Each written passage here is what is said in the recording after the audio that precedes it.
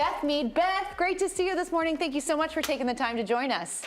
Thanks for having me. Okay, so we got to ask, an 11-month absence from the game after suffering that ACL injury. You make your return against Aston Villa. You get an assist on that game. What was that moment like? Hearing the crowd at the Emirates, what was going through your mind? It was a crazy day.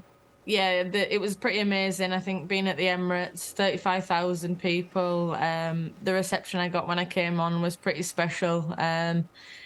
So I really embraced that moment and just kind of came on the pitch and tried to do what I could do. I think we were 1-0 down when I came on, so we scored 2 goals quite quickly. So it was nice to be part of the team that won and get the 3 points. But yeah, I was a little bit like a kid at Christmas coming back on that football pitch. We here in the States, we've been pretty lucky. We've had a lot of support for the women's game, but it seems like in the last few years, England has absolutely caught up, and it's just blown up. How's that feel for you to see that transition from when you began your career to now? Yeah, it's been amazing. When I first started out in this league, I think there was 60 to 100 people came and watched us. So to, walk out a stadium such as the Emirates, and we sold out the game, 60-odd thousand people. It's been pretty incredible, and I think for us now, getting them attendances is starting to become the norm. Obviously, since the success of the Euros, the game has jumped to a new level, and the interest in the game's been incredible. And yeah, I think we had a better attendance overall than Bournemouth men last year, so that says a lot where the game's heading. So it's pretty incredible. Beth, do you feel superstar that you are walking on the street, people recognizing you? I wouldn't say I'm a superstar. I think I'm still Beth. Nothing's changed, but other people recognize me a lot more than they used to, which, I mean, I love the personability that the women's game has with the fans. So it's really nice to sometimes be recognized and kind of take that time to appreciate people knowing who you are and what level the game's moved to. But yeah, it's took a little bit of getting used to, in comparison to probably walking down the street and no one having a clue who you were. That's awesome. The growth is incredible. Beth, you're probably not too excited about this, or maybe you are. Talk a little bit about the level of competition and how it's increased within the women's game across a lot of other nations. I feel like England were considered a favorite for this Women's World Cup, and I think you saw there was a lot of other nations knocking on the door. Why don't you talk a little bit about that? Yeah, obviously watching the World Cup recently, I don't think you'd have predicted a lot of games, and the teams that had got knocked out at the time. Germany got knocked out of the group stages. You had Brazil knocked out of the group stages. I don't think anyone would have predicted that to happen, but like you said, the competitiveness of the game and the teams that were a lot far behind are catching up now, and it's making the game become more competitive and less predictable. And for us as an England team, obviously that means we have to go up to a next level, and obviously you guys in America are the exact same.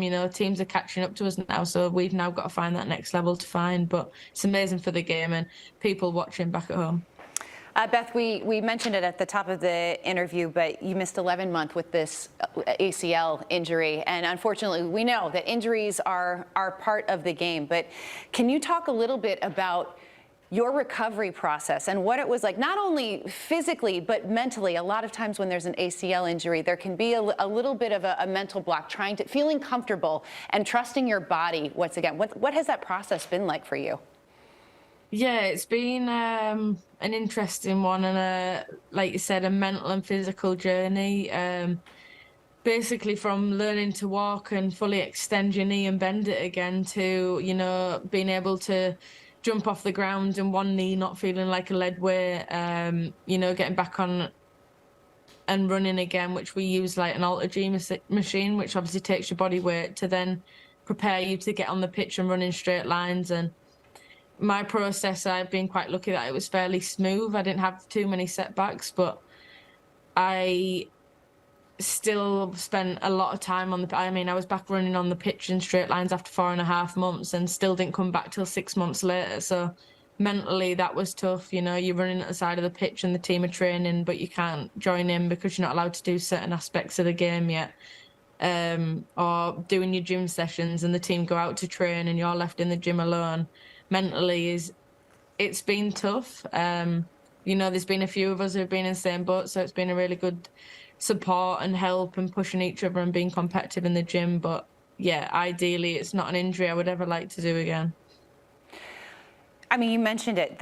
You had several teammates that were also kind of going through this injury together, and Arsenal they got kind of decimated with these ACL injuries. What has the club been doing to mitigate this moving forward? Because it's something that you hate to see, and it's a part of the game that it just takes away from the product. What have they done from your perspective?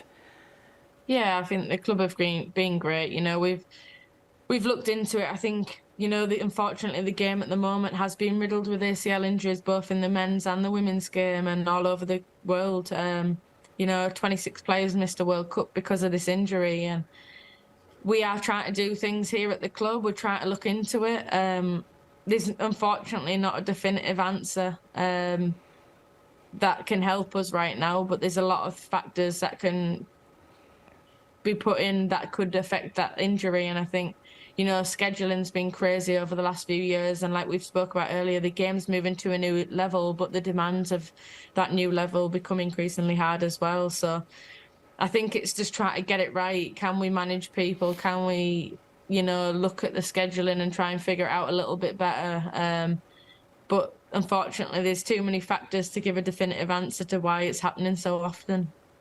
Beth, first of all, I just want to say, sidebar, that Maharishi jacket looking crazy on you right now. It's beautiful. Thank you. I can't wait to get mine in the mail. I want to ask you about that recovery period, because we've heard Charlie, who's one of the folks on the show with us, used to play for the men's national team. He's talked about how some injuries can be very lonely because you're not with the team that you're used to. There's different ways we can all handle that, a recovery from a big injury. We're hearing that Leah Williamson gave you a karaoke machine to help you with your recovery.